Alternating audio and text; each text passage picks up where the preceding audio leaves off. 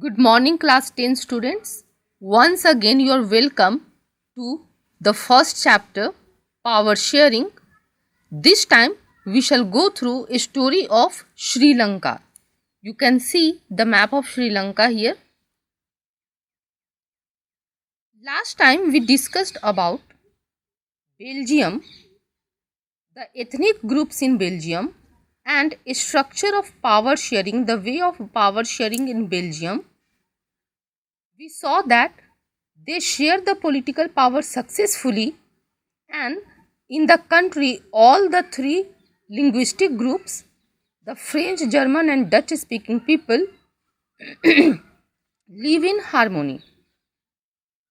This time we will take example of Sri Lanka. Do they live in harmony? Do they share the political power? First of all, let us see the composition of population in Sri Lanka. In Sri Lanka, 74% people are Sinhala speaking people. Sinhala is a language spoken in Sri Lanka.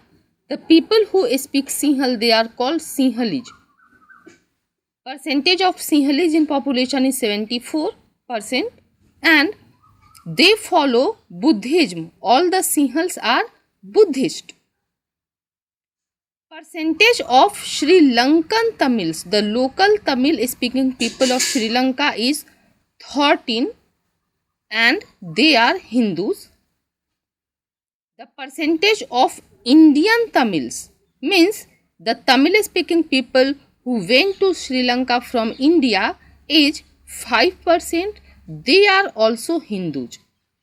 If we include the Sri Lankan Tamils and Indian Tamils, their percentage becomes 13 plus 5, 18%. Among these 18% Tamilians, some Tamil speaking peoples are Muslims also. Muslims there also speak Tamil, and they are included in this 18%, and remaining 7% population is of Christians. This is the composition of population in Sri Lanka. Now we will see definition of one very important term here, majoritarianism. A belief that the majority community should be able to rule a country in whichever way it wants by disregarding the wishes and needs of the minority.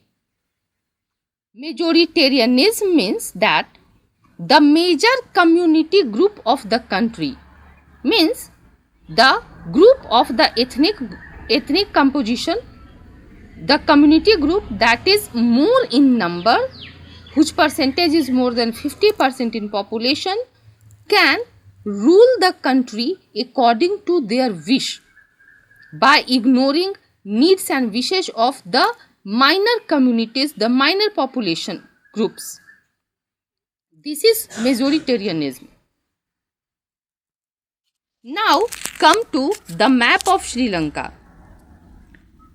The yellow portion represents the Sinhal population, 74% Sinhal population.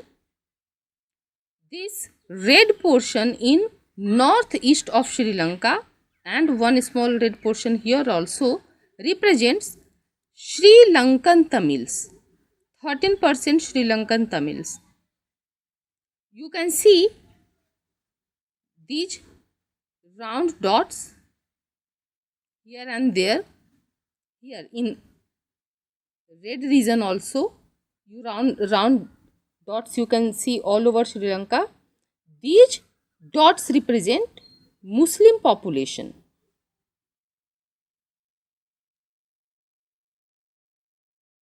And the dark color, this dark brown color, represents population of Indian Tamils.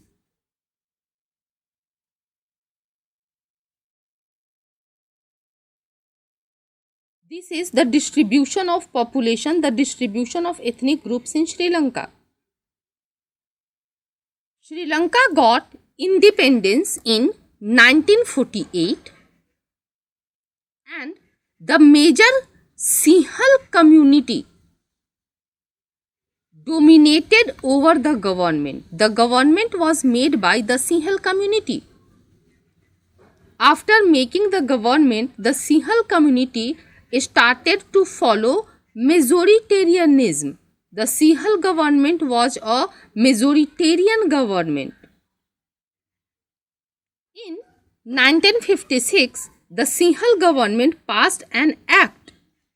According to this act, Sinhal was declared the only official language in Sri Lanka. And this act of 1956 favored the Sinhal applicants for university position and government jobs. And the third thing, the act passed in 1956 protected and fostered Buddhism. Means they supported Buddhism. Everything was in favor of the Sinhals.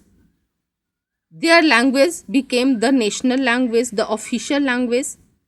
They were preferred in universities and in government jobs. Their religion, Buddhism, was preferred in Sri Lanka. So, it created a feeling of alienation among Sri Lankan Tamils. The Sri Lankan Tamils in this region, in northeast region of Sri Lanka, the Sri Lankan Tamils were very much dissatisfied with this majoritarianism practiced by the Sinhal government. After page number 3, turn over to page number 4 now. Out of dissatisfaction, the Sri Lankan Tamils had some demand. They wanted recognition of Tamil as official language in Sri Lanka. Their second demand was regional autonomy. Regional autonomy means they wanted a separate state for them. They wanted a separate country for them, Tamil Elam. And their third demand was equality of opportunity in securing education and government jobs. You can see here they demanded independent Tamil Elam. Tamil Elam means Tamil state. But all their demands were ignored by the Sinhal government. It resulted in civil war in Sri Lanka. You can see this word civil war. What is definition of civil war? On page number 4 it is given. A violent conflict between opposing groups within a country that becomes so intense that it appears like a war. War between two ethnic groups, two community groups in a country is called civil war. And what was the result of this war between the Sinhal and the Sri Lankan Tamil? Thousands of people of both the communities have been killed. Second point, many more lost their livelihood. Livelihood means they lost their job, their business. The third point, terrible setback to social, cultural and economic life, means their social life, cultural life and economic life was damaged. What do we learn from the story of Sri Lanka? We learn that there was no power sharing among the ethnic groups, and no power sharing resulted into civil war and loss of their social, cultural and economic life, loss of their livelihood and loss of lives of thousands of people. So always we have to share the political power in the country. Today your homework is to read page number 3 and page number 4 of your political science book and write definition of civil war and majoritarianism and show me on WhatsApp group.